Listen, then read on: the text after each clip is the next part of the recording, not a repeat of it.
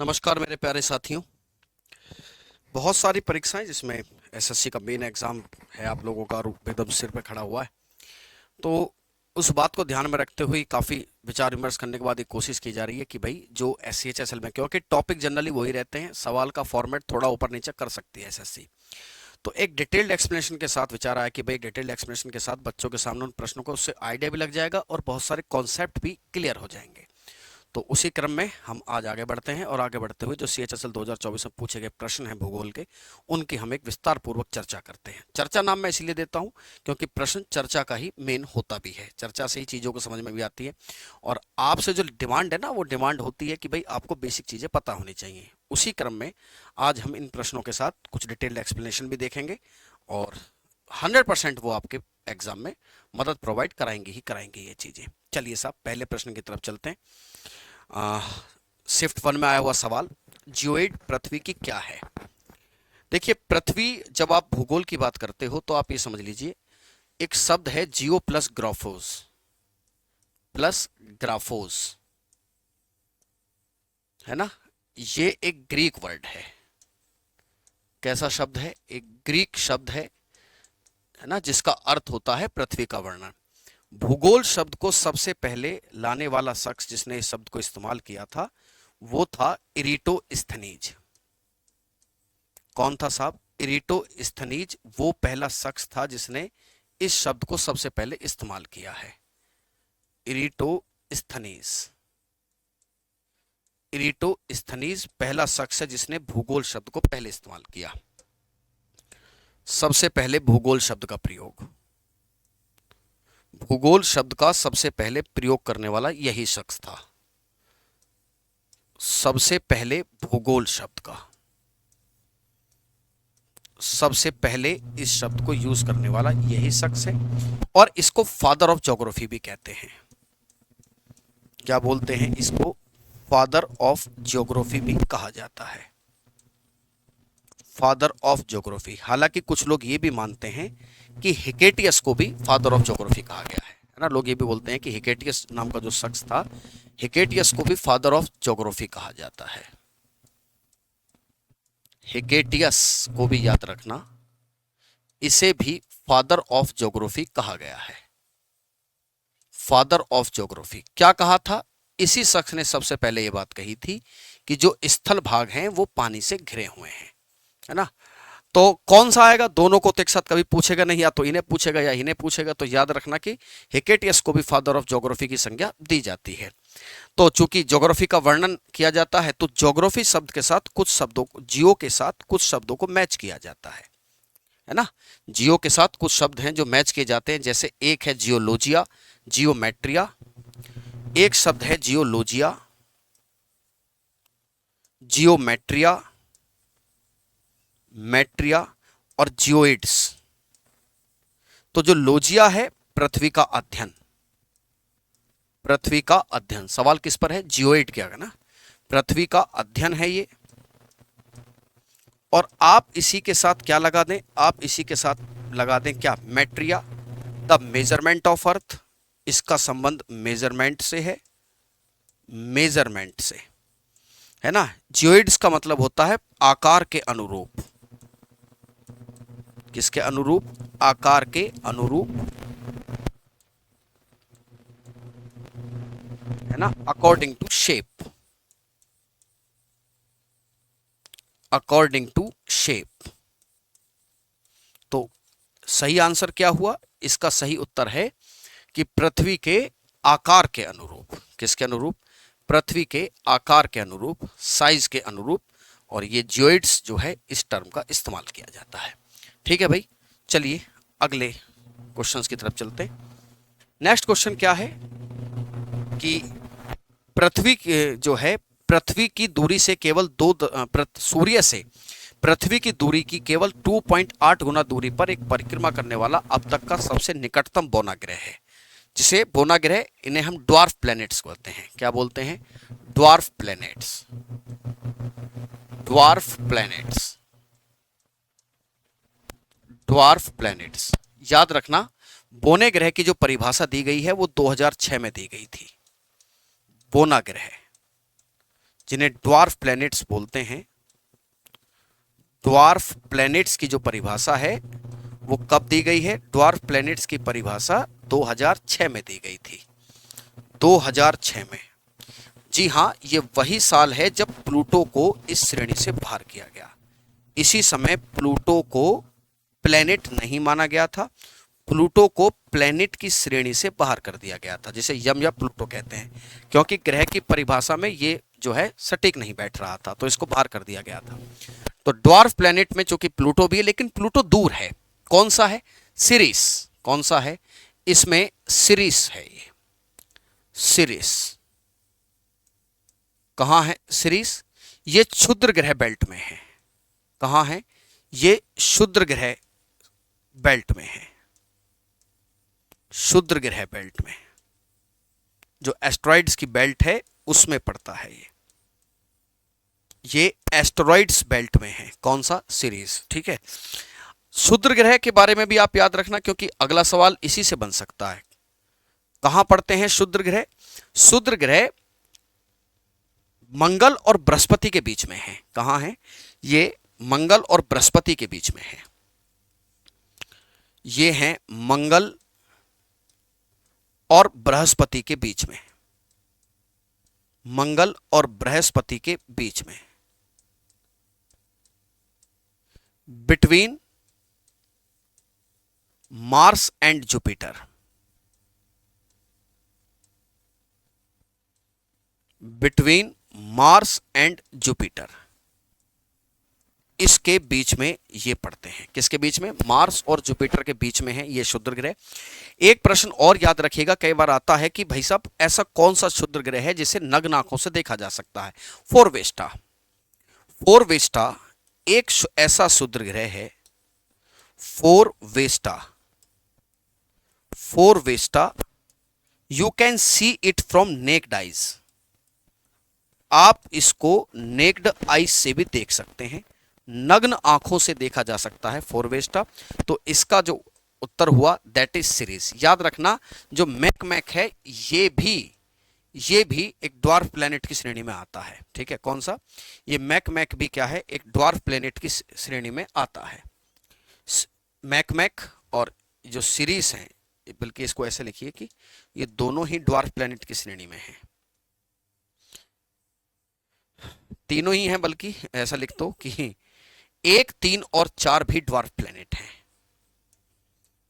1, 3 और 4 भी dwarf planet हैं, but according to the demand of question ये भी ड्वार्फ प्लैनेट हैं। According to the demand of question हमारा उत्तर सिरिस है। कौन सा है? सिरिस है। अगले क्वेश्चन की तरफ रुक करिए। पूर्वी घाट की सबसे ऊंची चोटी का नाम क्या है? पूर्वी घाट की सबसे ऊंची चोटी, पूर्वी घाट की बात कर रहे हैं, ईस्टर्न घाट। ईस्टर्न घाट, ईस्टर्न घाट जो कहां से कहां तक है? याद रखिएगा, उड़ीसा से तमिलनाडु तक फैले हैं। उड़ीसा टू तमिलनाडु फैले हुए हैं, उड़ीसा टू तमिलनाडु है ना। ये एक प्रकार का फोल्ड माउंटेन है। कैसा है साहब? फोल्ड माउंटेन है। और इस फोल्ड माउंटेन की खास बात यह है कि बंगाल की खाड़ी की तरफ जाने वाली नदियों ने इसको डैमेज किया हुआ है ना। तो बंगाल की खाड़ियों ने इसको बड़ा डैमेज किया है। रिवर्स जो कहां जाती हैं? रिवर्स जो बे ऑफ बंगाल की तरफ जाती हैं। कहां जाती हैं? बे ऑफ बंगाल की तरफ। क्या करती हैं? उन्होंने इसको डैमेज्ड किया हुआ है ना, डैमेज। ठीक है, तो चूंकि डैमेज किया हुआ है, फिर भी इसकी जो हाईएस्ट पीक है, अच्छा डैमेज होने की वजह से ये क्या हो गया है? रेजिडुअल जैसा दिखता है। रेजिडुअल समझते हो? जो पर्वत छोटा कट पट जाए। ठीक है, तो ये रेजिडुअल फॉर्म में है। किसमें है? ये प्रेजेंट में रेजिडुअल फॉर्म में है, रेजिडुअल फॉर्म में है, जिसे अवशिष्ट पर्वत की श्रेणी कहते हैं। क्या बोलते हैं इसे? अवशिष्ट पर्वत, जैसा अब ये दिखता है। ठीक है, चलिए इसकी सबसे ऊंची चोटी देखते हैं। इसकी जो सबसे ऊंची चोटी है, इसकी हाईएस्ट पीक पहले नंबर पर विशाखापत्तनम चोटी है, जिसे जिदगंधा भी कहते हैं। हाईएस्ट पीक है इसकी जिदगंधा, जिदगंधा या Visakhapatnam peak, Visakhapatnam peak, Visakhapatnam peak भी इसे कहते हैं, विशाखापट्टनम पीक। लेकिन दूसरे नंबर पर आती है महेंद्रगिरी, महेंद्रगिरी। कहां है महेंद्रगिरी? बड़ा अच्छा प्रश्न है। उड़ीसा में पड़ती है महेंद्रगिरी। कहां पड़ती है? उड़ीसा में पड़ती है महेंद्रगिरी। ठीक है, तो चूंकि इसमें जो साहब आपको विशाखापट्टनम पीक या जिदगंधा तो दिया हुआ नहीं है, तो अकॉर्डिंग टू ऑप्शन आप कहां जाएंगे? अकॉर्डिंग टू ऑप्शन आप जाएंगे महेंद्रगिरी के साथ। ये कहां पड़ती है? उड़ीसा में पड़ती है। कंचनजंगा को देखिए, कंचनजंगा भारत और नेपाल की सीमा पर है, भारत और नेपाल की सीमा पर पड़ती है ना भैया। इसी में से मुझे ऐसा लगता है कि सवाल यहीं से फंसते हैं। टॉपिक सेम रहता है, सवाल का फॉर्मेट बदल देता है, सवाल आगे पीछे कर देगा, बाकी चीजें सारी सेम रहेंगी। कौन सी जगह है भारत की? सिक्किम है। कौन सी है? सिक्किम, सिक्किम। आगे देखिए, अनाईमुदी पश्चिमी घाट की सबसे ऊंची चोटी है, पश्चिमी घाट की सर्वोच्च चोटी है, पश्चिमी घाट की सर्वोच्च चोटी, हाईएस्ट पीक ऑफ वेस्टर्न घाट। क्या है साहब? हाईएस्ट पीक है, हाईएस्ट पीक ऑफ वेस्टर्न घाट। अति सुंदर। ठीक है, तो इसका उत्तर हुआ महेंद्रगिरी। खासी पहाड़ी कहां पड़ती है? मेघालय में है। कहां पड़ती है? मेघालय में। इन्हीं खासी पहाड़ियों में पड़ती है एक जगह जिसका नाम है मासिन राम, जहां पर भारत सबसे ज्यादा बारिश प्राप्त करता है, यहीं पर पड़ती है मासिन राम। यहीं पर मासिन राम भी है, मासिन राम। ठीक है, चलिए नेक्स्ट क्वेश्चन की तरफ रुख किया जाए। सोमशिला बांध भारत में किस नदी पर बना है? सोमशिला बांध, सोमशिला बांध बताइए। सोमशिला बांध, अब ऐसे ही बांध पूछता है एग्जामिनर आजकल, जो बच्चों को ना ही पता हो बिल्कुल। कौन सा बांध? सोमशिला बांध, है ना, सोमाशिला डैम, सोमाशिला डैम। ठीक है, कहां पड़ता है? एक तो ये आंध्र प्रदेश में है। कहां है साहब? आंध्र प्रदेश में, आंध्र प्रदेश में है ये, आंध्र प्रदेश में है। कौन सी नदी पर है? पेन्नार नदी पर। कौन सी रिवर है? पेन्नार रिवर पर यह बांध बना हुआ है। कौन सी रिवर है? पेन्नार रिवर। पेन्नार रिवर कहां से निकलती है? कर्नाटक से ये निकलती है पेन्नार। और इसी पेन्नार नदी पर एक भारत का ग्रैंड कैनियन कहे जाने वाला एक घाटी पड़ती है, गोंडीकोट्टा घाटी। कौन सी है? गोंडीकोट्टा घाटी। इसी पेन्नार नदी का ओरिजिन कहां है? इसको भी याद रखिएगा, इसका ओरिजिन कर्नाटक में है। इसका जो ओरिजिन है, इसका ओरिजिन कर्नाटक में है। कहां है साहब? कर्नाटक में। गोंडीकोट्टा घाटी यहीं पर पड़ती है, इसी नदी में है गोंडीकोट्टा। कौन सी है साहब? गोंडीकोट्टा, जिसे भारत का ग्रैंड कैनियन कहते हैं। क्या बोलते हैं इसे? भारत का ग्रैंड कैनियन, भारत का ग्रैंड कैनियन इसको कहा जाता है, भारत का ग्रैंड कैनियन। कौन सी नदी पर है ये पेन्नार नदी पर है। किस पर है? पेन्नार नदी पर। बाकी भी आप याद रख सकते हैं। साबरमती नदी कहां से निकलती है? साबरमती नदी राजस्थान में उदयपुर के पास से, राजस्थान में कहां से निकलती है? उदयपुर के पास से। और याद रखिए, दो बड़े फेमस जगह जिनका नाम है गांधीनगर और अहमदाबाद, इसी के किनारे हैं। गांधीनगर और अहमदाबाद इसी के किनारे हैं साहब।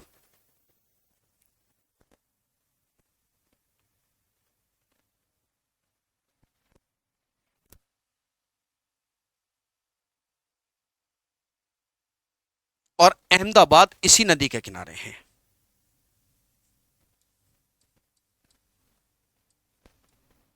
गांधीनगर और अहमदाबाद इसी नदी के किनारे हैं। बहुत ही शाबाश।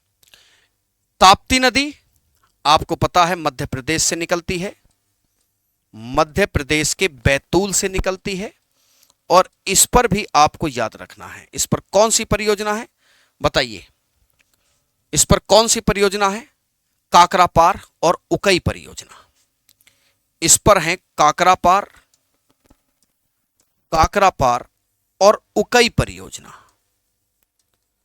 काकरापार और उकई। काकरापार कहां पड़ती है? महाराष्ट्र में है। उकई कहां पड़ती है? उकई गुजरात में है। उकई गुजरात में। इसी के किनारे पोर्ट पड़ता है। कौन से पोर्ट हैं? दो पोर्ट याद रखना, स्वाली बंदरगाह और सूरत बंदरगाह। स्वाली पोर्ट और सूरत पोर्ट इसी के पास है। तो I hope you getting my point. आपको मेरी पूरी बात यहां तक समझ में आ गई। तो ये पेन्नार नदी है। अगले प्रश्न पर रुक किया जाए। कौन सा एक सिद्धांत है जो हजारों वर्षों में पृथ्वी की जलवायु पर इसकी गति में परिवर्तन के सामूहिक प्रभावों का वर्णन करता है? अच्छा, मैं आपको बता दूं, ये एक ऐसा क्वेश्चन है जो जनरल पढ़ाई लिखाई से संभव है नहीं। इसके लिए आपको वास्तव में डीप नॉलेज चाहिए भैया, है ना। अब क्योंकि ये कॉन्सेप्ट हमने पढ़ा बड़े नेक्स्ट लेवल पे, लेकिन आपसे तो कम से कम एटलीस्ट पूछ ही लिया। मैं बताता हूं ये कॉन्सेप्ट क्या कहता है। एक ये मैथमेटिशियन है सर्बिया के, जिनका नाम था मिलनकोविच, है ना। क्या नाम था? मिलनकोविच इनका नाम है। क्या करते थे मिलनकोविच? मिलनकोविच इस शख्स का नाम था मिलनकोविच। इन्होंने असल में आइस एज के बारे में स्टडी की है। किसके बारे में? इनकी स्टडी का सेंटर है हिमयुग। इन्होंने हिमयुग के बारे में स्टडी की थी और यह सवाल इसी के बारे में है। यह मिलनकोविच सिद्धांत है। सिद्धांत आपके लिए जनरली मायने नहीं रखता है, ठीक है। याद रखना कि यह कौन सा कॉन्सेप्ट है, दैट इज मिलनकोविच। कौन सा है? मिलनकोविच कॉन्सेप्ट, ठीक है। चलिए, कोपरनिकस का हेलियोसेंट्रिक सिद्धांत क्या कहता है? कोपरनिकस का हेलियोसेंट्रिक सिद्धांत ने सबसे पहले बताया था कि सूर्य ब्रह्मांड के केंद्र में है। किसके केंद्र में है? सूर्य ब्रह्मांड के केंद्र में। सूर्य ब्रह्मांड के केंद्र में, ठीक है। और प्लेट टेक्टोनिक थ्योरी क्या कहती है? हैरी हेस ने दी थी। हालांकि इस पर बहुत सारे लोगों ने काम किया, ठीक है, बहुत सारे लोगों ने काम किया, लेकिन इसका बेसिक कॉन्सेप्ट हैरी हेस ने दिया था। इसका बेसिक कॉन्सेप्ट मिस्टर हैरी हेस ने दिया था। किन्होंने? हैरी हेस ने। हैरी हेस, जिनका एक सिद्धांत बड़ा फेमस है, सी फ्लोर स्प्रेडिंग थ्योरी। उसी के आधार पर यह थ्योरी भी आई थी, जिसे क्या बोलते हैं? Sea floor spreading theory. Sea floor spreading theory इन्हीं के द्वारा दी गई, ठीक है। महाद्वीपीय विस्थापन का सिद्धांत अल्फ्रेड वैगनर। कौन थे? Alfred Wegener.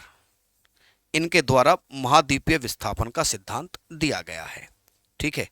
तो कुछ भैया ऐसी बातें हैं जिनको बढ़िया करके आप याद रखना, क्योंकि इससे मिलते जुलते सवाल पेपर में आते हैं, है ना। इसी से मिलते जुलते क्वेश्चन पेपर में आपसे पूछे भी जाएंगे, ठीक है। चलिए अगले प्रश्न की तरफ रुख करिए।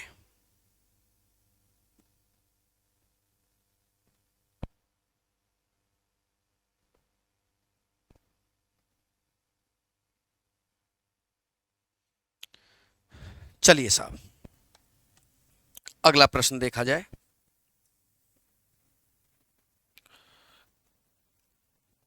किसी आकाशगंगा के अंदर धूल और गैस का बादल क्या होता है? देखिए, आकाशगंगा के अंदर ये धूल के और गैस के बादल होते हैं। इन्हीं के बारे में माना जाता है कि ये पहले इकट्ठे होते हैं, फिर डेंस होते चले जाते हैं और नाभिकीय संलयन, है ना, फ्यूज होना, नाभिकीय न्यूक्लियर फ्यूजन का प्रोसेस शुरू होता है और तारा बन जाता है। जो गैलेक्सीज हैं, इन्हीं के अंदर जो गैलेक्सी हैं, इन्हीं के अंदर क्या होता है? Cloud of dust and gas होता है, cloud of dust and gas, इसे नेबुला कहा जाता है। क्या कहा जाता है? नेबुला। और याद रखिएगा, इसी नेबुला को तारों की नर्सरी कहते हैं। यही नेबुला क्या कही जाती है? तारों की नर्सरी भी इसे कहा जाता है, तारों की नर्सरी, तारों की नर्सरी भी इसे कहते हैं, है ना? क्या कहते हैं? तारों की नर्सरी, नेबुला। ठीक है, नेबुला। अच्छा, आपसे यह भी पूछ सकता है कि यह बताइए ब्लैक होल की खोज किसने की? जॉन व्हीलर ने की थी। किन्होंने की थी? जॉन व्हीलर ने ब्लैक होल्स की खोज की थी। हमारे आसपास ब्लैक होल कहां है? हमारी आकाशगंगा के केंद्र में है। एक black hole centre in our galaxy है, सेंटर इन आवर गैलेक्सी, हमारी आकाशगंगा के केंद्र में भी एक जो है ब्लैक होल है। ठीक है, चलिए अगले प्रश्न की तरफ रुख करिए। भारत की जनगणना के अनुसार भारत में कुल जिलों की संख्या कितनी थी? जिलों की जनसंख्या कितनी है? 2011 में सेंसस हुआ था, अब कब होगा पता नहीं, लेकिन 2011 में जो सेंसस हुआ था उसमें गांवों की संख्या कितनी थी? गांव कह रहे हैं, जिलों की संख्या। तो बेटा जिलों की संख्या 640 थी। क्या थी साहब? जो जिलों की संख्या थी वो 640 थी। ठीक है, कुछ बातें और भी हैं जो मैं आपको हाथों हाथ बता देता हूं। साक्षरता दर कितनी थी? साक्षरता दर 74%, दर 74% थी। ठीक है, आगे देखिए, जो आपका सेक्स रेशो, लिंग अनुपात कितना था? सेक्स रेशो 943 था। कितना था? 943 प्रति हजार पुरुष। तो याद रखिएगा, जिलों की संख्या 640 थी। कितनी है? 640। और जनसंख्या किसका विषय है? जनसंख्या पूरी तरीके से संघ सूची का विषय है, जनसंख्या कोई और करा ही नहीं सकता। अभी हाल फिलहाल में एक बात हो गई थी कि बिहार ने कुछ आंकड़े जुटा लिए थे, तो सरकार ने कोर्ट में चली गई थी अपील, तो फिर उनको कहने लगा कि हम, बिहार सरकार ने कहा कि हम जनसंख्या थोड़ी कराई है, हम तो जस्ट कलेक्टिंग द डाटा, है ना। वो जनसंख्या का नाम हम नहीं दे सकते, क्योंकि जनसंख्या कराने का पूरा अधिकार किसका है? पूरा का पूरा अधिकार किसका बनता है साहब? पूरा अधिकार किसका है? केंद्र का है। निम्नलिखित में से कौन सा हरित क्रांति के परिणामों में से एक नहीं है? अब आप इस सवाल का स्टेटस देखिए। क्या ऐसे सवाल जब आएंगे तो आप ये नहीं कह सकते, आप ऊपर ऊपर से पढ़ के काम चलेगा ही नहीं। मैं तो ये पहले से बोलता आया हूं कि भाई तुम लोग जो ऊपर ऊपर से जा रहे हो, इसका तुम्हें शायद भविष्य में एक जबरदस्त लेवल पे खामियाजा भुगतना पड़ सकता है। तो कौन सी हरित क्रांति के परिणामों में से एक नहीं है? बहुत ध्यान से समझना। पहले मैं बता दूं, green revolution, green revolution, green revolution के कंसर्न में doctor M S Swaminathan, doctor M S Swaminathan, M S Swaminathan, जिनको भारत रत्न दिया गया है। जी हां, ये वही एम एस स्वामीनाथन हैं जिनकी कमेटी की सिफारिशों को लागू करने के लिए किसान धरने पर बैठे हैं कि भाई साहब, स्वामीनाथन साहब की कमेटी की आपने क्यों तो कमेटी बनाई और क्यों आप उसको लागू नहीं कर रहे हैं? क्या है इस पर कभी विस्तार से कभी बात होगी। क्या हुआ था ग्रीन रेवोल्यूशन में? हाई यील्डिंग वैरायटी सीड्स का इस्तेमाल किया गया था, HYVS, high yielding variety seeds. Full form याद रखेंगे, high yielding variety seeds, high yielding variety seeds, high yielding variety seeds जो हैं, इनका प्रयोग किया गया था। मेरा अगला सवाल, किन्होंने बनाया था? पंतनगर विश्वविद्यालय ने। किन्होंने बताया इन बीज को? किन्होंने बनाया था? पंतनगर में, पंतनगर एग्रीकल्चर यूनिवर्सिटी में ये बने थे। कहां बने थे? पंतनगर में बने थे। अच्छा, इससे क्या हुआ? इससे कृषि की पैदावार तो बढ़ी, कृषि की पैदावार बढ़ी, चूंकि इन हाई यील्डिंग वैरायटी सीड्स को जनरली कहां पर इंप्लीमेंट किया गया था? जनरली इंप्लीमेंट किया गया था पंजाब, हरियाणा और पश्चिमी उत्तर प्रदेश में, क्योंकि इनको लागू करने के लिए जो आइडियल कंडीशंस चाहिए थी वो यहीं पर मौजूद थी। और क्योंकि ये बीज नए थे तो रिस्क भी था कि पता नहीं भैया पैदावार देंगे कि नहीं देंगे। तो कहां लागू हुए, कहां पर हुए थे ये पंजाब, हरियाणा और वेस्ट यूपी में। सीधी सी बात है, इससे किसानों की आमदनी बढ़ी, लेकिन उन्हीं किसानों की आमदनी बढ़ी जिनके पास ठीक ठाक जमीन थी। गरीब आदमी के साथ थोड़ी समस्या तब भी रही। ठीक है, एक बार हम इसके इफेक्ट्स पर बात कर लेते हैं। कीमतों की बढ़ोतरी के साथ कृषि मजदूरों के भुगतान के तरीकों में बदलाव आया, जैसे नगद भुगतान के स्थान पर खाद्यान्न। मजदूरों की दिहाड़ी में बढ़ोतरी हुई। धनी अधिक धनी हो गए और कई निर्धन पूर्ववर्त रहे या अधिक गरीब हो गए। मजदूरों के रोजगार में बढ़ोतरी हुई। ये भी ठीक है, ये भी ठीक है। मजदूरों की दिहाड़ी में क्या हुई? बढ़ोतरी हुई। कीमतों में बढ़ोतरी, कृषि में भुगतानों के तरीके में बदलाव आया? नहीं नहीं, ऐसा जो है, देखिए ऐसे क्वेश्चन जो होते हैं ये बेस्ड होते हैं पूरी तरीके से एनालिसिस पर। ये किस पर बेस्ड है? एनालिसिस पर। कई बार आपका एनालिसिस बहुत सारे फैक्ट्स पर आधारित हो जाता है। ठीक है, तो जैसे मेरे हिसाब से कौन सा परिणाम नहीं है, ये मजदूरों के रोजगार में बढ़ोतरी हुई, ऐसा ये हुआ। धनी अधिक धनी हो गए और निर्धन पूर्व, मजदूरों की दिहाड़ी में जो है बढ़ोतरी हुई। और कीमतों के साथ शायद इसमें ये वाला ऑप्शन जो ठीक है इसको हम स्टार लगा लेते हैं, क्योंकि ये एनालिसिस बेस्ड क्वेश्चन है। ठीक है, तो कीमतों की बढ़ोतरी तथा कृषि मजदूरों के भुगतानों के तरीके में बदलाव आया, जैसे नगद भुगतान के स्थान पर खाद्यान्न नहीं। ये उल्टा तो हो सकता है, नगद भुगतान तो होने शुरू हो गए थे, खाद्यान्न तो पहले से ही चला आ रहा था। चलिए अगले प्रश्न पे चलिए। लुसाई पहाड़ियां किस नाम से जानी जाती हैं? लुसाई पहाड़ियां किस नाम से जानी जाती हैं? पहली बात तो देखिए लुसाई हिल्स हैं कहां? लुसाई हिल्स, लुसाई हिल्स ये नॉर्थ ईस्ट में है। कहां है साहब? नॉर्थ ईस्ट में।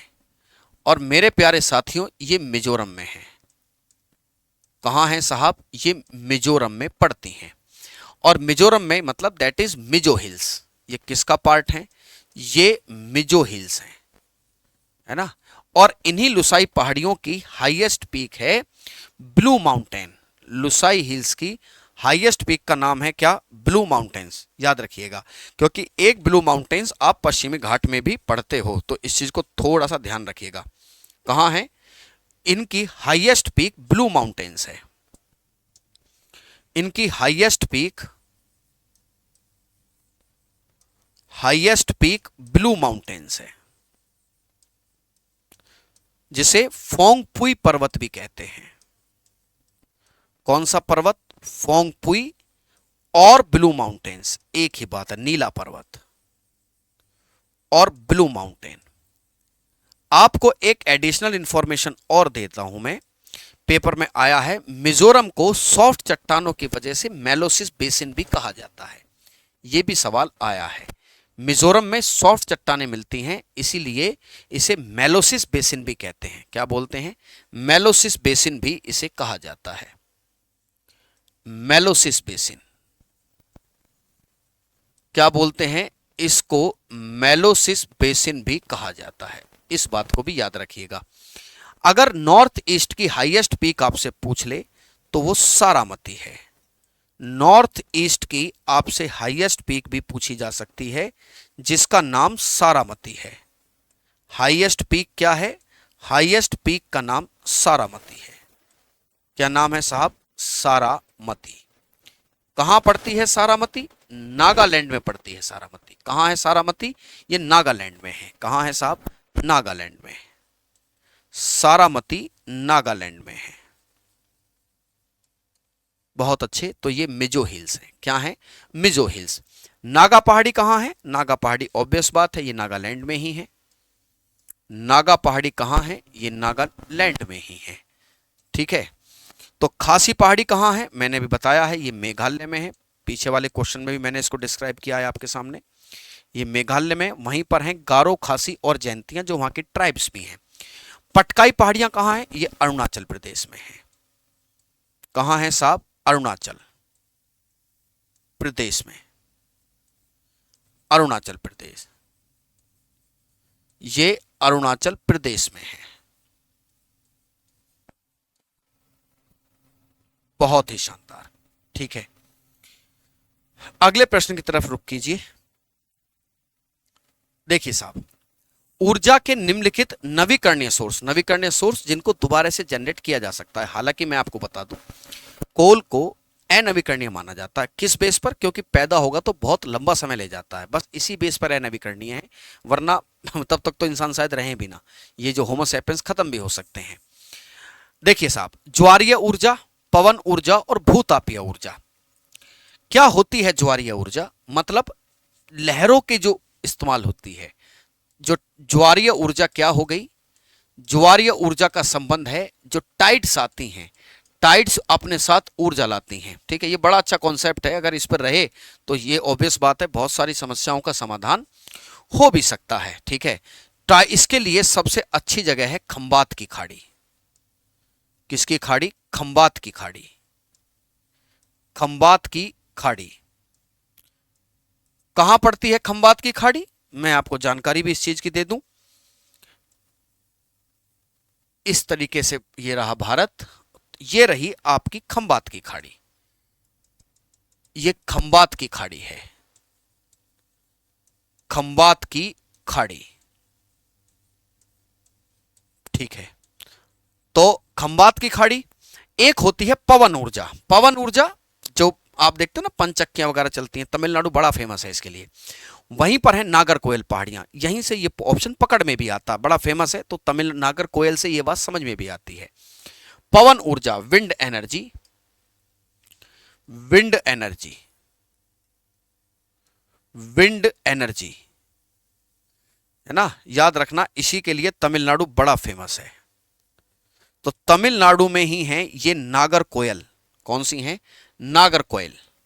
वहां पर ये पहाड़ी भी है। कौन सी है साहब? नागरकोयल है। कौन सी है? नागरकोयल। और फिर बचा भूतापीय ऊर्जा। भूतापीय ऊर्जा का अर्थ होता है पृथ्वी के अंदर से निकलने वाली ऊष्मा। पृथ्वी के, कैसी बात कर रहे हो? पृथ्वी के अंदर से कैसे ऊष्मा? बेटा, पृथ्वी के अंदर बहुत सारे ऐसे मेटल हैं, है ना, जहां से जो आसपास गर्मी पैदा करके रखते हैं, तो पृथ्वी की भूतापीय ऊर्जा का बड़ा इस्तेमाल किया जा सकता है। इसके लिए बड़ी फेमस है पुगा घाटी, ये लद्दाख में है। कौन सी है? पुगा घाटी, जो कहां पड़ती है? लद्दाख में। पुगा घाटी लद्दाख में, इसका एक बड़ा अच्छा सोर्स है। तो ज्वारीय ऊर्जा खंबात की खाड़ी, पवन ऊर्जा नागरकोयल, भूतापीय ऊर्जा पुगा घाटी। तो इसका जो ऑप्शन है वो option 4 is the correct answer. ठीक है, नागरकोयल यहां है, ये आप नागरकोयल हाईलाइट भी कर सकते हो। नागरकोयल, है ना, नागरकोयल। अगले प्रश्न की तरफ रुख करिए। मालदीव भारत के किस द्वीप के दक्षिण में है? मालदीव हमारा पड़ोसी देश, हालांकि अब तो उससे संबंध हमारे उठापटक के दौर में है। कहां पर ये किसके दक्षिण में पड़ता है? आइए देखिए साहब, किसके दक्षिण में है? ये भारत है, ये रहा भारत। और मेरे प्यारे साथियों, यहां पर लक्षद्वीप है। क्या है? लक्षद्वीप के नीचे मालदीव है। कौन सा है? ये रहा मालदीव। ये लक्षद्वीप है, लक्षद्वीप, लक्षद्वीप, लक्षद्वीप के नीचे मालदीव है। कौन सी है? मालदीव। राजधानी का नाम क्या है? राजधानी का नाम है माले। क्या नाम है? माले इसकी राजधानी है। 8 डिग्री का चैनल इसको अलग करता है। कौन सा चैनल है? 8 डिग्री का चैनल इसको अलग करता है। 8 डिग्री चैनल अलग करता है। 8 डिग्री का चैनल भारत और मालदीव के बीच में है, या लक्षद्वीप के बीच में भी इसे कहा जा सकता है कि भारत का हो, भाई लक्षद्वीप भी तो हमारा ही है, तो इस तरीके से आप इसको हाईलाइटेड कर सकते हैं। मालदीव के बारे में एक अच्छा प्रश्न आप याद रखिएगा, कई बार पूछा गया है। मालदीव, मालदीव जो है, मालदीव सॉरी कह रहे हैं, लक्षद्वीप। लक्षद्वीप के बारे में आपको एक चीज याद रखनी है, ये एक कोरल आइलैंड है।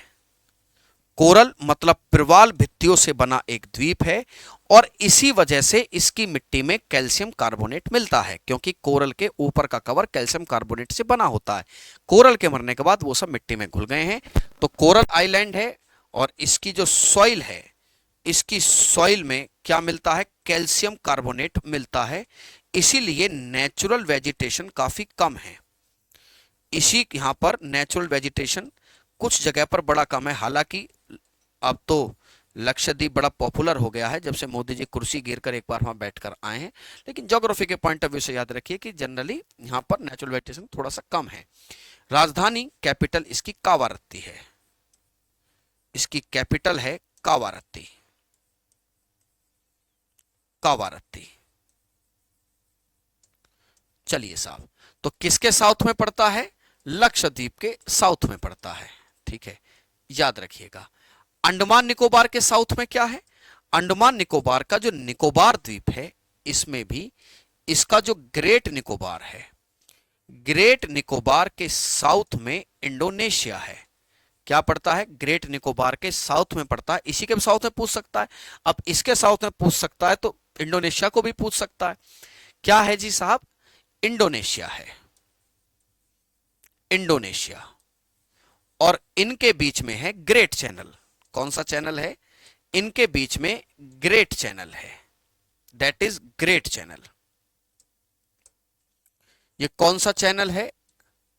That is great channel and it is popularly named as 6 degree north channel.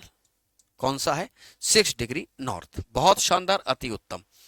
ये एक्सप्लेनेशन इस लेवल से हैं कि आपको बड़ा इसको मतलब सपोर्ट मिलने वाला है, ये समझ लीजिए। इसको तब देखोगे तो बड़ा आपको सपोर्ट मिलेगा इस चीज से, इन एक्सप्लेनेशन से। चलिए साहब, अगले प्रश्न की तरफ रुक किया जाए। भारत के कुल क्षेत्रफल के लगभग 40% भाग पर किस प्रकार की मिट्टी मिलती है? भारत पर जो मैक्सिमम एरिया ऑफ सॉइल है, जो मैक्सिमम सॉइल मिलती है, वो जलोढ़ मिट्टी है। Maximum soil, that is alluvial soil. कौन सी है? That is alluvial soil. कौन सी सॉइल है? Alluvial soil. आंकड़ा साफ है, 40% भाग पर इसको मिलती है। किसके द्वारा बनती है? मिट्टियों के द्वारा, ओ नदियों के द्वारा बनती है। नदियों के द्वारा अवसाद के कारण। किसके कारण? नदियों के द्वारा अवसाद के कारण ये मिट्टी बनती है। चूना और पोटास ठीक ठाक होता है। चूना प्लस पोटास इसमें ठीक ठाक होता है, लेकिन याद रखिएगा नाइट्रोजन, फास्फोरस और पोटेशियम की इस मिट्टी में कमी मिलती है। किसकी? नाइट्रोजन, फास्फोरस और पोटेशियम जनरली इस मिट्टी में कम ही मिलता, वही जिसे हम यूरिया या खाद गिरकर पूर्ति करते हैं। ठीक है, इसको खादर भी कहा जाता है। इस मिट्टी को खादर और बांगर में बांटा जाता है। खादर वर्सेस बांगर। खादर कौन सी है? खादर वो इलाका जहां पर हर साल नई जलोढ़ मिट्टी आती है। कायदे में ये नदी के पास का क्षेत्र होता है। नदी में हर साल बाढ़ आती है और वो बाढ़ के इलाके से पूरी मिट्टी दोबारा फैल जाती है ना। खादर क्या है? एक तरीके से न्यू एलुवियल्स होते हैं। क्या होते हैं? New alluvial. न्यू एलुवियल है कहां है? जहां पर फ्लड आती है हर साल, जहां पर फ्लड का पानी पहुंच जाता है। बांगर क्या है साहब? बांगर ओल्ड एलुवियल हैं। इन्हीं को ओल्ड एलुवियल्स कहा जाता है। मतलब ये कंपैरेटिवली ऊंचे स्थान होते हैं। क्या होते हैं? ऊंचे स्थान, जिस पर बाढ़ का पानी हर साल नहीं पहुंचता है। ठीक है, बाढ़ का जो पानी है सामान्यतः यहां पर नहीं पहुंचता। बाढ़ का पानी यहां पर हर साल नहीं पहुंचता है, याद रखिएगा। तो कौन सी मिट्टी हुई? दैट इज जलोढ़ मिट्टी। कौन सी? जलोढ़। ठीक है, ये दैट इज एलुवियल सॉइल। बहुत शानदार। अगले प्रश्न की तरफ रुक करिए। ठीक है, देखिए, विभिन्न राज्यों में खेती के आदिम रूप को क्या कहा जाता है? आदिम रूप समझते हो आप? मतलब बेसिकली एक प्रकार की ये शिफ्टिंग किस्म की एग्रीकल्चर है। कैसी हैं? ये जनरली एक प्रकार की शिफ्टिंग टाइप की एग्रीकल्चर होती हैं। क्या है इसकी कहानी? समझिए। तो शिफ्टिंग एग्रीकल्चर, है ना, ये मतलब एंसेंट मोड ऑफ एग्रीकल्चर है, ये एंसेंट टाइप की एग्रीकल्चर है। इनमें एक है बेवार या बेवर, बीवर। मध्य प्रदेश, मध्य प्रदेश और छत्तीसगढ़ में, मध्य प्रदेश प्लस छत्तीसगढ़ में इन्हें क्या कहा जाता है? मध्य प्रदेश प्लस छत्तीसगढ़ में इस एंसेंट खेती को बेवार कहते हैं। क्या कहते हैं? बेवार, बेवार, ठीक है। वहीं आंध्र प्रदेश में पेंडा कहते हैं। आंध्र प्रदेश में क्या कहते हैं? आंध्र प्रदेश में पेंदा। क्या मुझे आप ये जरूर बताइए, नॉर्थ ईस्ट में इसे झूम, नॉर्थ ईस्ट में एक प्रकार की शिफ्टिंग एग्रीकल्चर चलती है। नॉर्थ ईस्ट में भी शिफ्टिंग एग्रीकल्चर, हालांकि इस प्रकार की खेती पर्यावरण के अगेंस्ट होती है, शिफ्टिंग एग्रीकल्चर यहां भी होती है। शिफ्टिंग एग्रीकल्चर, उसको झूम कहते हैं। क्या कहते हैं? झूम। तो आंध्र प्रदेश की क्या हो गई? आंध्र प्रदेश की है पेंडा, ठीक है। क्या हो गई? आंध्र प्रदेश की पेंडा, ठीक है। झारखंड की क्या है? झारखंड की होती है ब्रिंगा। कौन सी है? ब्रिंगा। और उड़ीसा की है करवा। तो ये इसका सही उत्तर हुआ, है ना। ब्रिंगा कहां है? झारखंड में, ठीक है। तो इसको याद रखिए, उसे झूम खेती कहते हैं। क्या बोलते हैं? झूम एग्रीकल्चर, ठीक है। जलवायु के बारे में, भारत जलवायु के बारे में कौन सा कथन गलत है? भारत के तटीय क्षेत्रों में देश के अंदरूनी हिस्सों की तुलना में तापमान में अंतर कम होता है। बिल्कुल सही बात है। कोस्ट लाइन पर जो है आपको बहुत ज्यादा और टेम्परेचर देखने को नहीं मिलेगा, क्योंकि इसके पीछे की बड़ी वजह है समुद्र की से धरती की तरफ को दिन और रात में चलने वाली हवाएं, ठीक है। इसका कारण है इसका समुद्र की तरफ से चलने वाली हवाएं। कारण है कि जब दिन होता है तो दिन में कायदे में गर्मी होनी चाहिए, लेकिन इस गर्मी को बैलेंस कर देती हैं सी ब्रीज। क्या? Sea breeze. तो गर्मी नहीं हो पाती। और रात में क्या होता है? रात में ठंडक हो जानी चाहिए, तो ठंड में ठंडी हवाएं लैंड ब्रीज के रूप में बाहर निकल जाती हैं रात में। तो रात में चलती हैं लैंड ब्रीज। क्या चलती हैं? रात में चलती हैं लैंड ब्रीज। तो इसी वजह से होता क्या है कि टेम्परेचर में एक बैलेंस बना रहता है। क्या बना रहता है? एक बैलेंस बना रहता है। तो पहला वाला स्टेटमेंट तो ठीक है। मानसूनी प्रकार की जलवायु मुख्यतः दक्षिण और दक्षिण पूर्वी एशिया में पाई जाती है। मेरे प्यारे साथियों, मैं आपको यहां एक चीज बताना चाहूंगा। यह स्टेटमेंट वैसे तो ठीक है, लेकिन जैसे ही आप इस टॉपिक की गहराई में एंट्री मारेंगे तो आपको ये समझ में आएगा कि नहीं, यूरोप और अमेरिका में भी कुछ क्षेत्रों में मानसूनी जैसी जलवायु पाई जाती है। मानसून का अर्थ क्या हुआ? कि भैया वो हवाएं जो 6 महीने में दिशा बदल दें। तो ऐसी दिशा बदलने की नेचर यूरोप और अमेरिका में भी कुछ जगह देखने को मिलती है, but it is the demand of your question and the demand of your level of exam. दूसरा वाला स्टेटमेंट भी ठीक है, भारत में मानसूनी जलवायु देखने को मिलती है। आगे देख लेते हैं। मध्य एशिया की तुलना में भारत में अपेक्षाकृत अधिक ठंड पड़ती है। बिल्कुल सही बात है, क्योंकि वहां पर समुद्र के प्रभाव से इतनी बात नहीं बनती। भारत की जलवायु में उष्ण कटिबंधीय जलवायु और उपोष्ण कटिबंधीय जलवायु दोनों की विशेषताएं उपस्थित हैं। यह स्टेटमेंट गलत है। क्यों गलत है? मैं आपको बताता हूं। यह स्टेटमेंट इसलिए गलत है मेरे प्यारे साथियों कि अगर आप भारत को देखें तो भारत इस तरीके से दिखाई देता है। ये है, पहले अर्थ बनाइए। यहां पर ये इक्वेटर है। इक्वेटर के ऊपर आप 23.5 डिग्री नॉर्थ जाइए और 23.5 डिग्री साउथ जाइए, है ना। कहां जाइए आप? 23.5 डिग्री नॉर्थ। 23.5 डिग्री नॉर्थ पर आप क्या देखते हैं मेरे भाई? ये कर्क रेखा है। क्या है साहब? कर्क रेखा।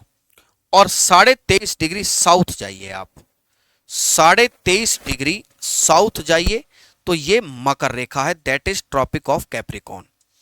मकर रेखा। ये ऊपर क्या है? That is Tropic of Cancer. Tropic of Cancer, और नीचे क्या है, that is Tropic of Capricorn. कौन सी है साहब, that is Tropic of Capricorn, Tropic of Capricorn. ये 0 डिग्री है, दैट इज इक्वेटर। ये कौन सी है, दैट इज 0 डिग्री इक्वेटर। अब आप मेरी बात को ध्यान से समझिए, इस बीच के इलाके को ट्रॉपिकल एरिया कहते हैं, मतलब गर्मी वाला क्षेत्र है ये, क्योंकि सूर्य हमेशा लंबवत चमकता है। ओहो, ये हम क्यों भूल गए कि हल्का सा गैप रह गया। ये देखिए, ये पूरा इलाका ट्रॉपिकल जोन है। ये क्या है सब, ये दैट इज प्रॉपर ट्रॉपिकल है, ये ट्रॉपिकल। मोटी मोटी बात आज से समझिए, दैट इज उष्ण कटिबंधीय। कौन सा इलाका है, ये उष्ण कटिबंधीय है। इसके ऊपर 66.5 डिग्री तक जो है टेम्परेट जोन है, 66.5 degree, that is temperate zone. ये कौन सा जोन हुआ, ये जोन हुआ आपका टेम्परेट,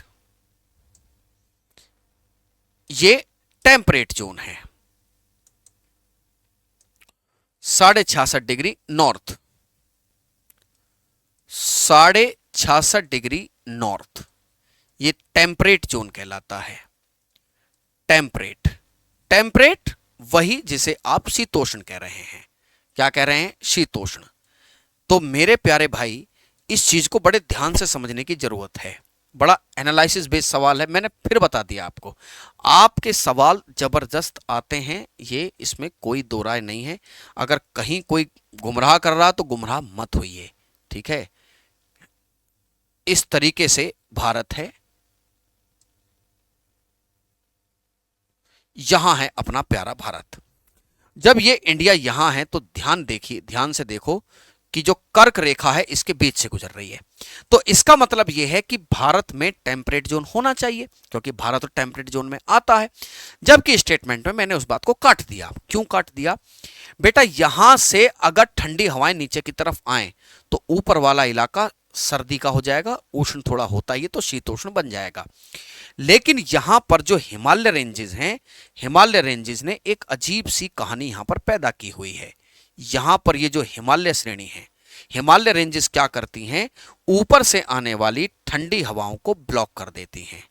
ये जो कोल्ड विंड्स हैं ये नीचे नहीं आ पाती, तो भारत पूरी तरीके से ट्रॉपिकल एरिया में ही रह जाता है। टेम्परेट वाला प्रभाव इंडिया पे नहीं आ पाता है ना। याद रखिएगा, भारत में टेम्परेट प्रभाव एक्चुअल में है नहीं, ये इफेक्ट है नहीं, ये प्रभाव नहीं है। ये प्रभाव क्यों नहीं है, जिसके पीछे की सबसे बड़ी वजह है सरकार, क्योंकि हिमालय की प्रेजेंस होना। किसकी प्रेजेंस होना, हिमालय की प्रेजेंस होना। यहां पर हिमालय प्रेजेंट है, हिमालय की प्रेजेंस होना। क्या होना, हिमालय की प्रेजेंस होना। ये बात आप याद रखिएगा। तो इस बेस पर मैंने इस स्टेटमेंट को नेग्लेक्ट कर दिया। क्या कर दिया, नेग्लेक्ट कर दिया। सही एक्सप्लेनेशन तो यही है, लेकिन कई बार ऊट पटांग एक्सप्लेनेशंस में विश्वास करती है एसएससी। तो बात तो सच ये है, अभी वो जो बोले तो देखा जाए, ठीक है। चलिए, सप्तऋषि जो है क्या है, सप्तऋषि एक तारामंडल है। क्या है, सप्तऋषि एक्चुअल में एक तारामंडल है, याद रखिएगा, जो भारत के 7 ऋषियों के नाम पर है। ये तारामंडल उत्तरी गोलार्ध में है, ये उत्तरी गोलार्ध से दिखाई देता है, उत्तरी गोलार्ध से दिखाई देता है। ये कहां से दिखता है, उत्तरी गोलार्ध से दिखाई देता है, याद रखिएगा। कोंकण रेलवे का निर्माण किस वर्ष हुआ था, निकल ना जाए कहीं चेन्नई एक्सप्रेस, आपने जरूर सुना होगा। किस, है ना, कब इसका निर्माण हुआ था। तो कोंकण रेलवे कहां से शुरू होती है, मुंबई को कोच्चि से जोड़ती है। कहां से, मुंबई को कोच्चि से। Konkan railway, Konkan railway, Konkan railway Mumbai को कोच्चि से जोड़ती है। मुंबई टू कोच्चि कब बनी? 1998 में। 1998 में। ई श्रीधरन जी साहब, ये वही ई श्रीधरन हैं जिन्हें मेट्रो मैन ऑफ इंडिया भी कहा जाता है। मेट्रो प्रोजेक्ट मामले में इनका रोल बड़ा इंपॉर्टेंट है, ई श्रीधरन साहब के उसमें। ठीक है, बड़ी फेमस इसलिए है ये कोंकण। इसका मुख्यालय नवी मुंबई में है, बेलापुर। नवी मुंबई में इसका हेड ऑफिस है। नवी मुंबई में इसका हेड ऑफिस है। हेड ऑफिस है मेरे प्यारे साथियों। क्यों फेमस है भैया? अपने आप में एक प्रकार का ये करिश्मा सा ही है। मतलब ये समझ लो कि लोग जो इस बात को बोल देते हैं ना कि इंजीनियर देश बनाते हैं, भैया ये सब देख कर तो वास्तव में समझोगे भैया इंजीनियर ही देश बनाते हैं। इंजीनियरिंग का शानदार नमूना है ये कोंकण रेलवे। कहां से शुरू होती है? यहां से कोच्चि तक जाती है। लगभग 2000 पुल क्रॉस करती है। लगभग 2000 पुल को ये क्रॉस करती है। कितने पुल? 2000 पुलों से निकलती है। और बड़ी संख्या में है इसके पास क्या? 91 सुरंग, 146 नदी, 146 नदी, 91 सुरंग से ये पास होती है। इतनी फेमस है। मतलब फेमस क्या है? तो मैंने कहा ना कि तुम्हें देख के विश्वास ही हो जाएगा कि भैया आपको कि हाँ, इंजीनियरिंग का अपने आप में बेशुमार नमूना है कोंकण रेलवे। आगे देखते हैं। नंदा देवी बायोस्फीयर रिजर्व किस राज्य में स्थित है? नंदा देवी बायोस्फीयर रिजर्व उत्तराखंड में स्थित है। नंदा देवी बायोस्फीयर रिजर्व उत्तराखंड में चमोली और पिथौरागढ़ में फैला है। Nanda Devi biosphere reserve, Nanda Devi biosphere reserve कहां है साहब? उत्तराखंड में है। उत्तराखंड में। भारत का पहला बायोस्फीयर रिजर्व नीलगिरी। भारत का पहला बायोस्फीयर रिजर्व, पहला बायोस्फीयर रिजर्व, पहला बायोस्फीयर रिजर्व नीलगिरी है। नीलगिरी बायोस्फीयर रिजर्व कहां है? नीलगिरी पश्चिमी घाट की पहाड़ियां हैं। ये वही नीलगिरी हैं जहां पूर्वी घाट और पश्चिमी घाट आपस में मिल जाते हैं। भारत का पहला बायोस्फीयर रिजर्व कहां पड़ता है? पहला बायोस्फीयर रिजर्व है साहब नीलगिरी में। कहां है सरकार? नीलगिरी में। चलो आगे देखो। 1986 में बना था। कब बना था? 1986 में। बताइए असम में कौन सा बायोस्फीयर? मानस बायोस्फीयर रिजर्व है। असम में पड़ता है मानस बायोस्फीयर रिजर्व। क्या पड़ता है? असम में है मानस बायोस्फीयर रिजर्व। कौन सा है? मानस बायोस्फीयर रिजर्व। बायोस्फीयर रिजर्व कहां पड़ता है? असम में पड़ता है। कौन सा? मानस बायोस्फीयर रिजर्व असम में है। चलो उड़ीसा में कौन सा है? सिंपलीपाल। कहां है? उड़ीसा में है सिंपलीपाल। उड़ीसा में है सिंपलीपाल। सिंपलीपाल। तो कहां हुआ ये उत्तराखंड में हुआ। कहां हुआ साहब? उत्तराखंड में। अगले प्रश्न पर रुक करिए।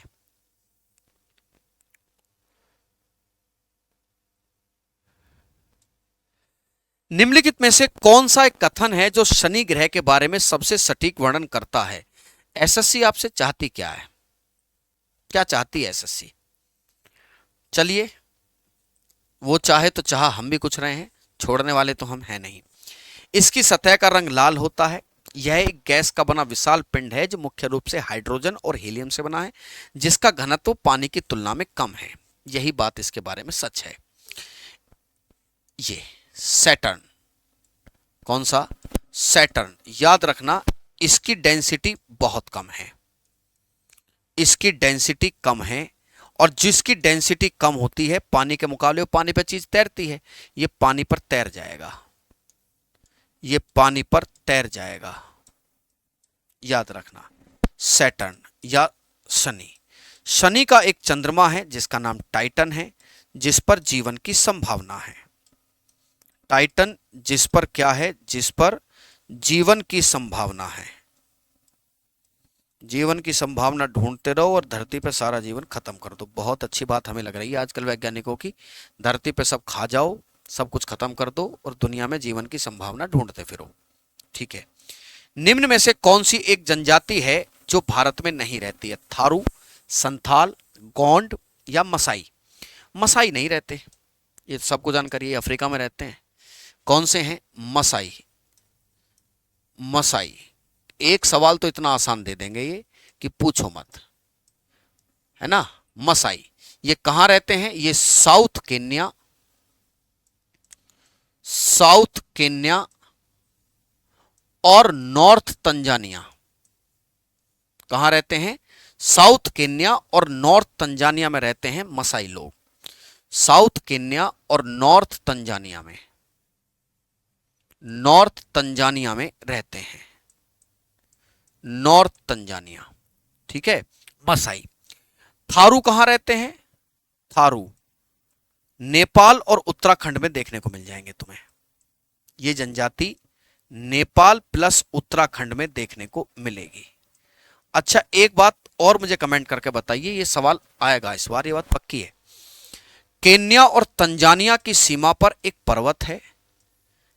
केन्या और तंजानिया की सीमा पर एक पर्वत है जिसका नाम है किलिमंजारो। क्या नाम है? इस पर्वत का नाम किलिमंजारो है। इसी किलिमंजारो को तेगबीर करके एक लड़का है पंजाब का, जिसने फतेह कर लिया है। यह दुनिया का सबसे ऊंचा ज्वालामुखी पर्वत है। क्या है साहब? दुनिया का सबसे ऊंचा ज्वालामुखी पर्वत। इसकी बाउंड्री पर है एक पर्वत जिसका नाम है किलिमंजारो। इसकी बाउंड्री पर कौन सा पर्वत है? एक पर्वत है जिसका नाम किलिमंजारो है। यह दुनिया का सबसे ऊंचा वोल्केनिक माउंटेन है। ठीक है। संथाल कहां रहते हैं? संथाल झारखंड और बिहार में। संथाल झारखंड में रहते हैं, झारखंड। गोंड जनजाति का निवास कहां है? यह सबसे बड़ी जनजाति है भैया, याद रखना। मध्य और दक्षिण भारत में रहती है। ठीक है। गोंड जनजाति कहां रहती है?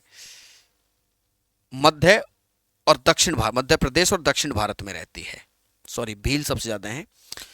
गोंड कहां रहते हैं? मध्य प्रदेश और दक्षिण भारत में। Madhya Pradesh plus south India में रहते हैं। सबसे बड़ी जनजाति भारत में कौन सी है? भील। सबसे यही है जो भील प्रदेश की मांग कर रहे हैं। सबसे ज्यादा कौन सी है? भील जनजाति है। भील जनजाति। जनजाति सबसे ज्यादा मध्य प्रदेश में रहती हैं, याद रखना। मैं जो अगर स्टेट पूछ ले कि भैया किस स्टेट में रहती हैं, तो मध्य प्रदेश में रहती हैं। स्टेट कौन सा है? मध्य प्रदेश है।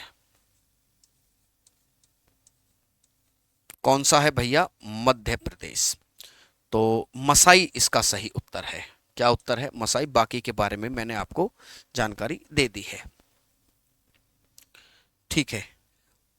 निम्नलिखित में से किस राज्य में मैंग्रोव वन है?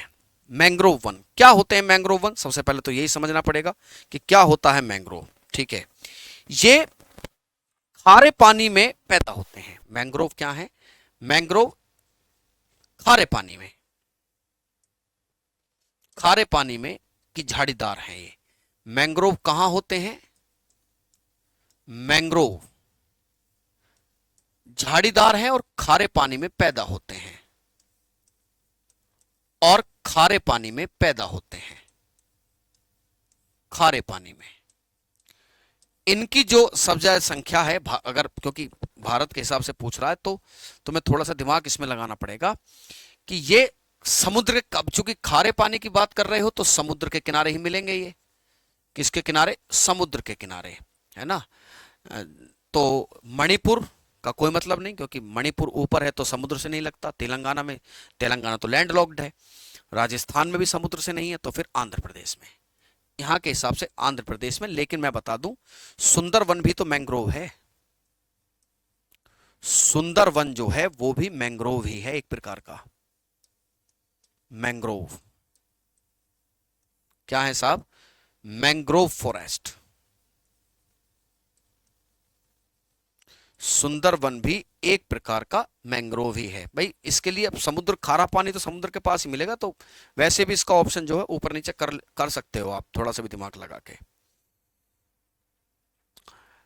अह, निम्नलिखित में से कौन सा एक चट्टानी ग्रह है जो सौर मंडल का सबसे तेज ग्रह है? मैं तो बता दूं, जो सूर्य के सबसे नजदीक होगा वो उतना ही तेज घूमेगा, दूर होगा तो स्लो घूमेगा। ऐसा केपलर का नियम भी कहता है, ये समझ लेना तुम। अच्छा, जो लगभग 29 मील प्रति सेकंड की चाल से अंतरिक्ष में गतिमान है, तो सबसे तेज ग्रह है तो सबसे पास होना चाहिए, सबसे पास बुध है। ये कौन सा ग्रह हुआ? सबसे पास बुध ग्रह है। याद रखना, बुध सूर्य के सबसे नजदीक है तो सबसे तेज घूमता है, कोई एटमॉस्फेयर इसका नहीं है। ठीक है, तो इसका उत्तर बुध है। चलिए, भारत की मानक भूमध्य रेखा कौन सी है? कितना घुमाया है इसने तुम्हें, बिना वजह की बात है ये सीधा सीधा पूछ सकता था, पर इनको आदत है ना कुछ फंसाने की तुम्हें। एक्चुअल में ये स्टैंडर्ड इक्वेटर क्या है, ये टाइमलाइन पूछ रहा है तुमसे। स्टैंडर्ड इक्वेटर, क्योंकि टाइमलाइन भी बिल्कुल कहां है? बीच में है, तो इससे पकड़ जाओ तुम इस बात को।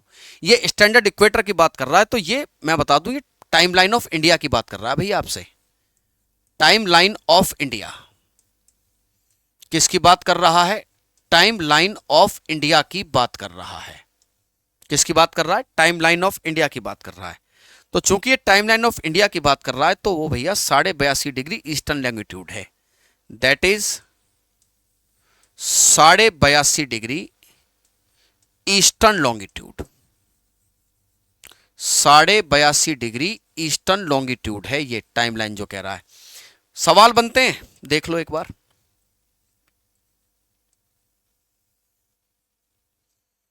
कितने राज्यों से होकर गुजरती है? पहला राज्य उत्तर प्रदेश, मध्य प्रदेश, छत्तीसगढ़, उड़ीसा और आंध्र प्रदेश, यहां से होकर गुजरती है। कहां से साहब? उत्तर प्रदेश से। उत्तर प्रदेश में वैसे तो शुरू होती है मिर्जापुर से, मिर्जापुर से, लेकिन प्रश्न आता है कि इलाहाबाद के पास से कहां से शुरू होती है? तो इलाहाबाद के पास तो नैनी से शुरू होती है भैया। इलाहाबाद के पास नैनी से शुरू होती है। कहां से? इलाहाबाद के पास ये नैनी से शुरू होती है। कहां से शुरू होती है? नैनी से। उसके बाद है मध्य प्रदेश, मध्य प्रदेश, फिर है छत्तीसगढ़, छत्तीसगढ़, छत्तीसगढ़। इसी छत्तीसगढ़ से यहां से एक लाइन इसको काटती है जिसे कर्क रेखा कहते हैं, यह भी याद रखना। कर्क रेखा टाइमलाइन को छत्तीसगढ़ में काटती है। ट्रॉपिक ऑफ कैंसर जो भारत के 8 राज्यों से होकर गुजरती है, सबसे कम राजस्थान से होकर गुजरती है, सबसे ज्यादा मध्य प्रदेश से होकर गुजरती है, तो वो कर्क रेखा टाइमलाइन को छत्तीसगढ़ में काटती है। और इस जगह का जो नाम है, इस जगह का नाम है साहब बैकुंठपुर। क्या नाम है? इस जगह का नाम बैकुंठपुर है। इस जगह का नाम बैकुंठपुर है।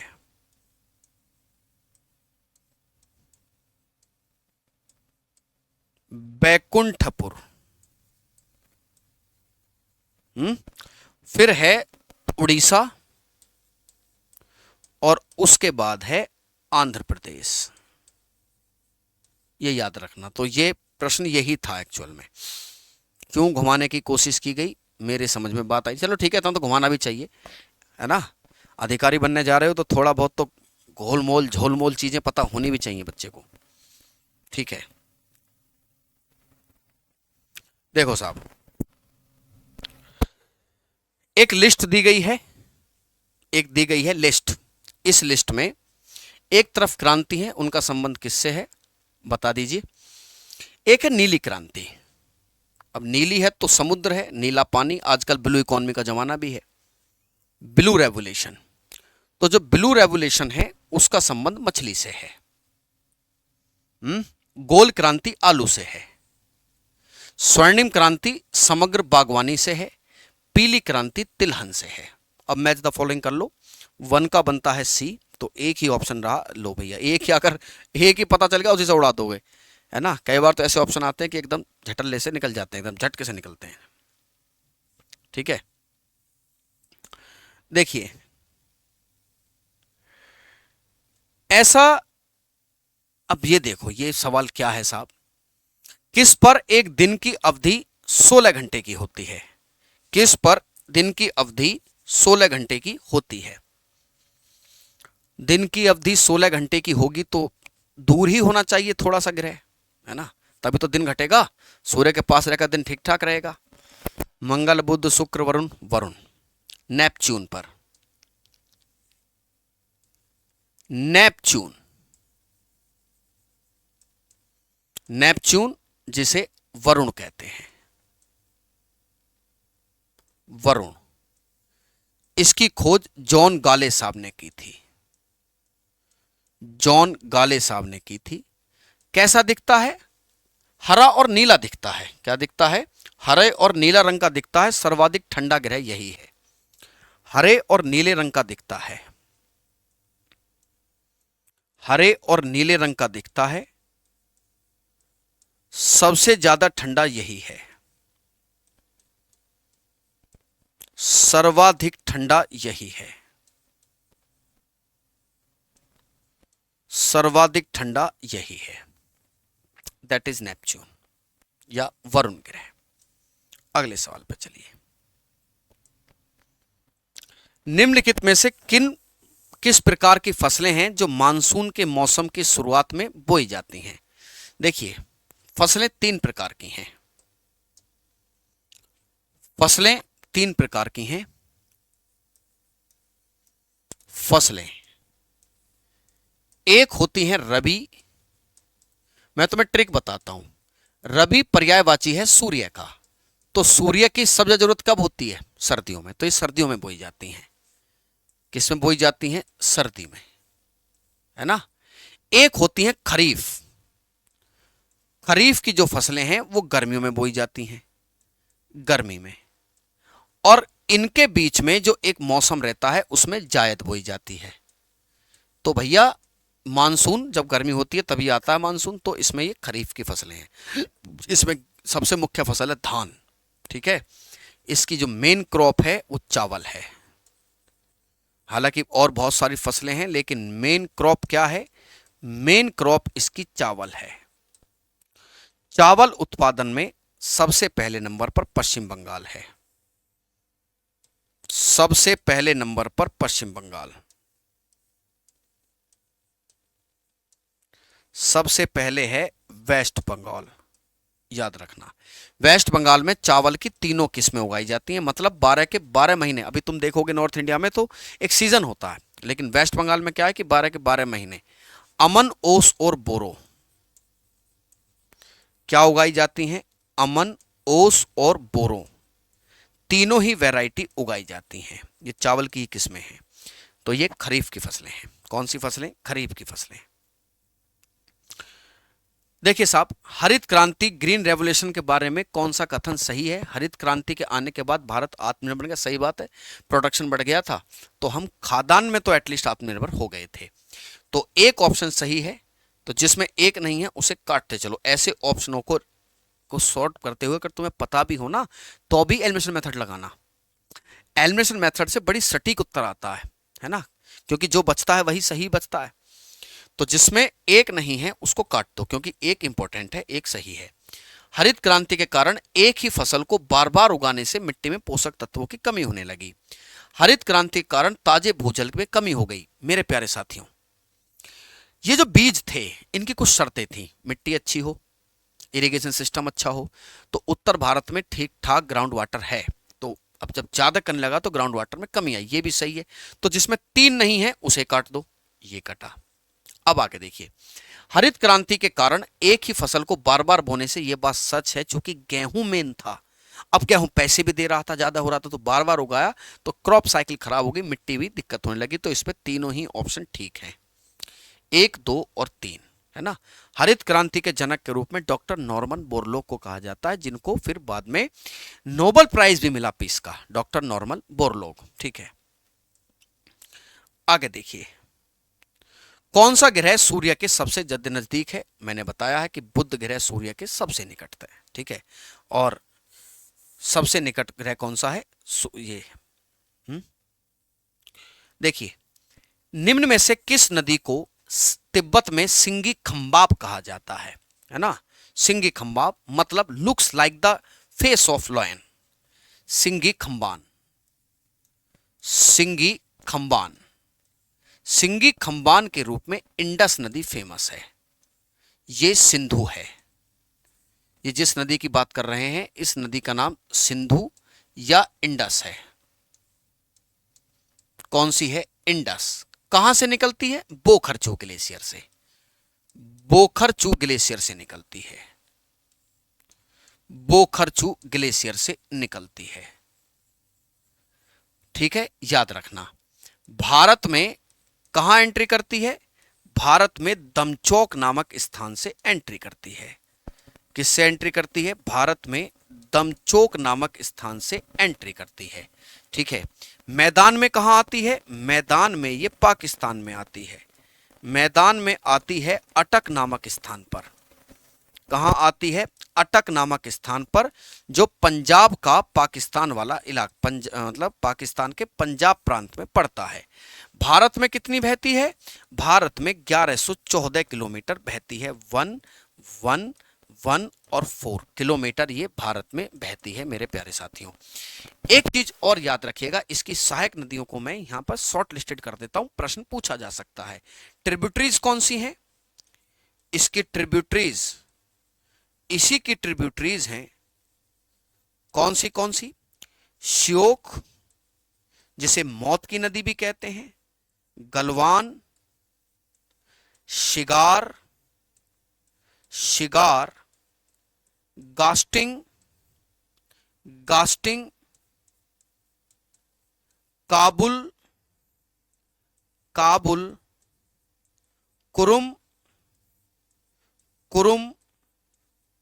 गोमल, है ना, जास्कर,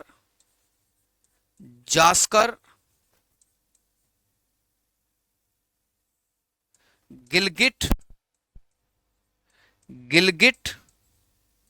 झेलम, चिनाब, रावी, व्यास, सतलुज। ठीक है, ये सब इसकी सहायक नदियां हैं। कैसे याद रखेंगे? एक बार पढ़ लेना, एग्जाम में देख के याद आ जाएगी कि ये थी। ठीक है, तो सिंधु नदी को इस नाम से जाना जाता है, जिसे Senge Khabab, looks like the face of the lion, है ना। कोसी बिहार का शोक है। कोसी किसका शोक कही जाती है? कोसी को बिहार का शोक कहते हैं। ब्रह्मपुत्र को लॉन्ग चेन खंबाब कहते हैं। लॉन्ग चेन खंबाब मतलब दुख हरने वाली। लॉन्ग चेन खंबाब, द प्यूरिफायर, लॉन्ग चेन खंबाब। ठीक है, ठीक है,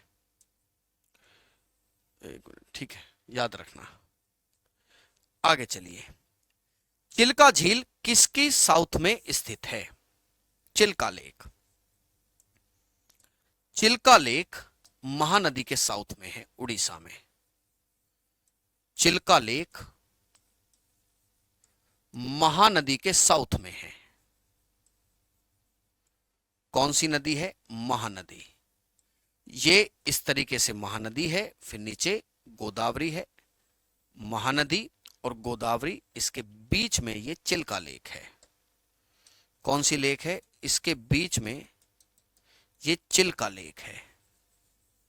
Chilka example of lagoon, salted water lake है। कौन सी है? साल्टेड वाटर लेक, एक खारे पानी की झील है। गंजाम जिले में भी है, कुछ पुरी जिले में पड़ती है, उड़ीसा में ये है। कौन सी लेक? चिल्का लेक। ठीक है, तो महानदी के साउथ में ये पड़ती है। कहाँ पड़ती है? महानदी के साउथ में। ठीक है, तो महानदी के साउथ में ये नदी मौजूद है भैया। देखिए, कार्बन न्यूट्रल हवाई अड्डा, तो सबसे पहले आप समझिए कि कार्बन न्यूट्रल होता क्या है। कार्बन न्यूट्रल का अर्थ होता है कि जब आप कोई भी ग्रीन हाउस गैस निकाल ही नहीं रहे हो, सॉरी, ग्रीन हाउस गैस जितनी निकाल रहे हो उसको वहीं पर खत्म कर दे रहे हो, उसे बोलते हैं कार्बन न्यूट्रल। एक होता है नेट जीरो। नेट जीरो का अर्थ क्या होता है भैया? नेट जीरो होता है नो ग्रीन हाउस गैस, कोई भी ग्रीन हाउस गैस आप निकाल ही नहीं रहे। तो ये जो हवाई अड्डा बन रहा है पहला, लेह, लेह कहाँ है? इंडस नदी के किनारे बसा हुआ शहर है। ठीक है, यहीं पर 5 जिलों की घोषणा भी की गई है, इसको याद रखिएगा। ठीक है, किसको हरित क्रांति का सबसे ज्यादा फायदा हुआ? आप जानते हैं, सबसे ज्यादा हरित क्रांति का सबसे फायदा गेहूं को हुआ था। इसी के हाई यील्डिंग वैरायटी सीड्स को बनाया गया था, तो मैक्सिमम फायदा किसको पहुंचा? गेहूं को पहुंचा था हरित क्रांति का सबसे ज्यादा फायदा। ठीक है, बिग डिपर एक नक्षत्र है जो तारामंडल के 7 सबसे चमकीले तारों द्वारा बनता है। उर्स मेजर कौन सा है? ये उर्स मेजर तारामंडल में सबसे चमकीले तारे द्वारा कहाँ है? ये सबसे चमकीले तारों जो इन्हीं में बनता। उर्स मेजर मतलब बिग डिपर जो है इसी का नक्षत्र है। बिग डिपर, डिपर भी समझते हो, मतलब डिपर माने लाइट, चमकीला एकदम। बिग डिपर उर्स मेजर से संबंधित है। किससे है? उर्स मेजर से। छत्तीसगढ़ और झारखंड राज्य में किसके अच्छे भंडार हैं? पेट्रोलियम के, कोयला के, सोना के, सिलिकॉन के। बिल्कुल स्पष्ट बात है, मिनरल बेल्ट में पड़ता है ये कहां पड़ता है? ये पड़ता है मिनरल बेल्ट में, और मिनरल बेल्ट में होने की वजह से सबसे ज्यादा कोयले के यहां पर ठीक ठाक भंडार देखने को मिलते हैं। ठीक है, कौन से? झारखंड में और छत्तीसगढ़ में। झारखंड और छत्तीसगढ़ प्लस छत्तीसगढ़, है ना। आपको यह भी पूछा जा सकता है कि यह बताइए कि झारखंड में कौन सी कोयले की खदान मौजूद हैं। ठीक है, झरिया, झरिया, धनबाद, रामगढ़, डाल्टनगंज, डाल्टनगंज, ये सब कहाँ हैं? ये सब खदानें कहाँ पड़ती हैं? ये सारी की सारी कोल माइंस झारखंड में पड़ती हैं। आपसे पूछा जा सकता है छत्तीसगढ़ का भी। छत्तीसगढ़ में है कोरबा, बिश्रामपुर और झिलमिल। कोरबा, कोरबा, बिश्रामपुर, बिश्रामपुर और झिलमिल। झिलमिल, तो ये कहां है? ये कोयला के लिए फेमस इलाका है। ठीक है, नेक्स्ट क्वेश्चन की तरफ रुक किया जाए। हिमालय की सबसे बाहरी श्रृंखला को क्या कहा जाता है? हिमालय की सबसे बाहरी श्रृंखला को, क्योंकि हिमालय की 3 श्रृंखलाएं हैं। एक श्रृंखला ग्रेट हिमालय है, फिर मिड हिमालय है, मिड हिमालय, और सबसे बाहर वाला है शिवालिक श्रेणी। कौन सी है? शिवालिक श्रेणी। ऊपर वाला बनता है जी ग्रेट हिमालय। ये ग्रेट हिमालय, मिड हिमालय और शिवालिक श्रेणी, ये मिड शिवालिक रेंज है, सबसे आउटर शिवालिक श्रेणी है, शिवालिक रेंज। और भैया बीच वाला मिड हिमालय है। कौन सा हिमालय है? मिड हिमालय। यही मिड हिमालय है, क्योंकि आप इसको याद रखना, इसको अलग अलग नाम से भी अलग अलग जगह जाना जाता है। कैसे? कश्मीर में इसे पीर पंजाल भी कहते हैं। क्या कहते हैं? पीर पंजाल। हिमाचल प्रदेश में इसे धौलाधर भी कहते हैं, धौलाधर। और उत्तराखंड में इसे मसूरी और नागटिब्बा, मसूरी और नागा टिब्बा, किस नाम से? मसूरी और नागा टिब्बा के नाम से भी ये जाना जाता है। मसूरी है और नागा टिब्बा है, नागा टिब्बा, मसूरी और नागा टिब्बा, नागा टिब्बा। वेस्ट बंगाल में यही दार्जिलिंग हिल्स हैं। कहां है साहब? दार्जिलिंग की पहाड़ियां। और नेपाल में इसे महाभारत कहते हैं। तो कहां है ये? सबसे बड़ी जो है शिवालिक है, कौन सी है? सबसे आउटर शिवालिक है। असल में यहां पर पहले शिवालिक नाम की एक नदी भी बहती थी, याद रखना, शिवालिक एक नदी के नाम पर, एक नदी के नाम पर, जो बड़ी विशाल नदी थी, जिसे इंडो ब्रह्म रिवर भी कहा गया है। क्या बोल देते हैं उसको? इसे इंडो ब्रह्म रिवर भी कहते हैं। चलिए साहब, अगले प्रश्न पर रुक करिए। भोपाल गैस त्रासदी कब हुई थी? भोपाल गैस की जो घटना है वो कब हुई है, कमेंट करके बताइए। ओह, भोपाल गैस त्रासदी मिथाइल आइसोसाइनाइड की वजह से हुई थी। किसकी वजह से हुई थी? मिथाइल आइसोसाइनाइड की वजह से यह घटना हुई थी, है ना।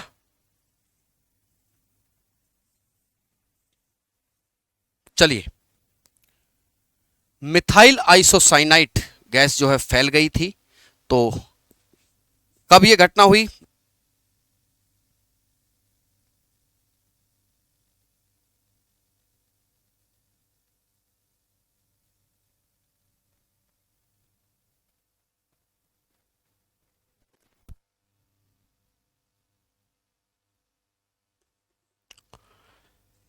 गैस का एक रिसाव हो गया था भोपाल में,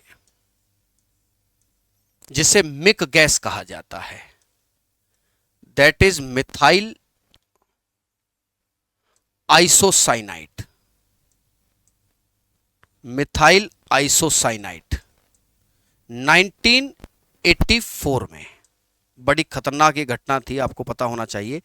एक फिल्म भी इस पर आई थी, भोपाल, है ना। एक पेस्टिसाइड की कंपनी थी, उसमें से उस जो मिथाइल आइसोसाइनाइड थी उसमें पानी चला जाता है, प्रेशर बनता है और वो गैस पूरे भोपाल में फैल जाती है ना। एक रेलवे मैन की कहानी, हाँ सॉरी, रेलवे मैन करके वो स्टोरी थी, जिस पर एक फिल्म भी आई थी, वो इसी के ऊपर है। 2022 की स्थिति के अनुसार निम्न में से कौन सा भारत का जो है अग्रणीय ज्वारीय ऊर्जा उत्पादन करने वाला जो है क्षेत्र है? मैंने आपको बताया था ना कि कच्छ की खाड़ी की तरफ टाइडल एनर्जी, खंबात की खाड़ी। तो अब चूंकि खंबात की खाड़ी इसमें है नहीं, तो कच्छ की खाड़ी कौन सी है? कच्छ की खाड़ी कहां पड़ती है? कच्छ की खाड़ी देख लीजिए, ये भारत का नक्शा है, ये खंबात है, ये क्या है? ये खंबात है, और इस तरफ है ये कच्छ। अपार संभावनाएं हैं इस चीज में, याद रखना। बस टेक्नोलॉजी की जरूरत है, बहुत शानदार तरीके से इसमें चीजें आगे बढ़ सकती हैं। टाइडल एनर्जी के केस में बड़ी शानदार चीजें, ठीक है। खंबात की खाड़ी, कच्छ की खाड़ी और गंगा डेल्टा किस प्रकार की ऊर्जा के लिए? अभी हमने बताया है ज्वारीय ऊर्जा के लिए। बार बार सवाल रिपीट हो रहा है, ये कब आया था भाई? इसको देखें एक बार। ये आया 10 तारीख में, अच्छा 2024, ये था शिफ्ट सेकंड में, और ये कब था? ये शिफ्ट फर्स्ट में। मतलब ऊर्जा से सवाल पकड़ रहा है हर बार, हर बार ऊर्जा से सवाल पकड़ा जा रहा है, ये देख लो आप, हर बार ऊर्जा से। देखिए साहब, निम्न में से की आयताकार कक्षा वरुण की कक्षा को अतिव्यापित मतलब ओवरलैप करती थी। देखिए, यूरेनस और नेपच्यून, जिसे वरुण ग्रह कहते हैं, ऐसे समझिए, दैट इज वरुण, है ना, नेपच्यून। इसी के पास में एक ग्रह था, अब नहीं है, दैट इज प्लूटो। और इनकी अपनी अपनी कक्षाएं थीं, तो कक्षा कुछ इस प्रकार से गड़बड़ होती थी कि जैसे ये घूम रहा है तो ये भी इसकी कक्षा को आकर काट देता था। और जब कोई ग्रह किसी की कक्षा को काटेगा तो वो ग्रह की परिभाषा में रह नहीं जाता। ग्रह की डेफिनेशन ये है कि सूर्य के चारों तरफ घूमे और किसी की कक्षा को भी ना काटे, ठीक है। तो दैट इज प्लूटो या यम। कौन सा है? प्लूटो या यम है ये। इसे वर्ष 2006 में ग्रह की श्रेणी से इसीलिए बाहर कर दिया गया था। 2006 में क्या कर दिया गया? इसको ग्रह की श्रेणी से इसी वजह से बाहर कर दिया गया था, क्योंकि ये किसकी कक्षा को काटता था? ये नेपच्यून की कक्षा को काट देता था, और ये ग्रह की परिभाषा में सेट नहीं बैठती बात, ठीक है। ये ग्रह की परिभाषा के अगेंस्ट है। चलिए साहब, निम्नलिखित कथनों में से कौन सा कथन जो है सही है? शनि का घनत्व पृथ्वी के समान है? नहीं भैया, बहुत हल्का है, इतना हल्का है कि पानी पे तैर जाएगा। मंगल सबसे गर्म ग्रह है? नहीं, शुक्र सबसे गर्म ग्रह है। कौन सा है? शुक्र सबसे गर्म ग्रह है ना, और सबसे चमकीला भी, सबसे चमकीला भी यही है। इसीलिए इसे प्यार व सुंदरता की देवी भी कहते हैं, सांझ व भोर का तारा। पृथ्वी और शुक्र का आकार लगभग समान है, इसीलिए पृथ्वी और शुक्र को आपस में जुड़वा बहनें भी कहते हैं, ट्विन सिस्टर्स भी इनको कहा जाता है। यह वाला स्टेटमेंट आपका एकदम सही है, पृथ्वी की जुड़वा बहन कही जाती है। दिल्ली रिज निम्नलिखित में से किस नदी को के बीच एक जल विभाजक है? असल में क्या है दिल्ली रिज? आप कभी दिल्ली आए होंगे तो आपको दिल्ली पे छोटी छोटी पहाड़ियां दिखाई देंगी, दिल्ली रिज। असल में दिल्ली रिज क्या करता है अलग? एक तरफ इसके सिंधु का अपवाह है, इंडस का, और इसके एक तरफ गंगा का अपवाह है। किसका अपवाह है? गंगा का। बीच में ये रिज खड़े हैं, ये है दिल्ली रिज।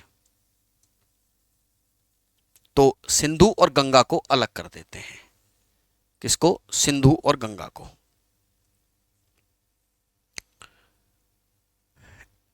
भारतीय नदियों का निम्नलिखित में से कौन सा युग्म है नदियों का जो पश्चिम की तरफ बहता है? पश्चिम की तरफ मतलब अरब सागर की तरफ। पश्चिम का अर्थ हो गया टूवर्ड्स अरेबियन सी, टूवर्ड्स अरेबियन सी। तो महानदी और कृष्णा बे ऑफ बंगाल में जाती हैं, तो पूर्व की तरफ जाती हैं। ये बे ऑफ बंगाल में जाती हैं, कृष्णा कावेरी भी बे ऑफ बंगाल में जाती हैं, बे ऑफ बंगाल में जाती हैं, और भाई महानदी भी बे ऑफ बंगाल में जाती है। नर्मदा व ताप्ती अरेबियन सी में जाती हैं। किस में जाती हैं? ये जाती हैं अरेबियन सी में। किस में जाती हैं? अरेबियन सी में जाती हैं। और याद रखना कि ये रिफ्ट वैली से होकर बहती हैं। किससे होकर बहती हैं? ये रिफ्ट वैली से होकर बहती हैं, जिसे भ्रंश घाटी कहते हैं। क्या कहते हैं? रिफ्ट वैली से होकर बहती हैं, अरब सागर में जाती हैं। नर्मदा और ताप्ती डेल्टा नहीं बनाती, एस्चुरी बनाती हैं। क्या बनाती हैं? डेल्टा ना बनाकर ये नदियां क्या बनाती हैं? एस्चुरी बनाती हैं। आइए साहब, निम्न में से कौन सा एक कथन है जो गलत है?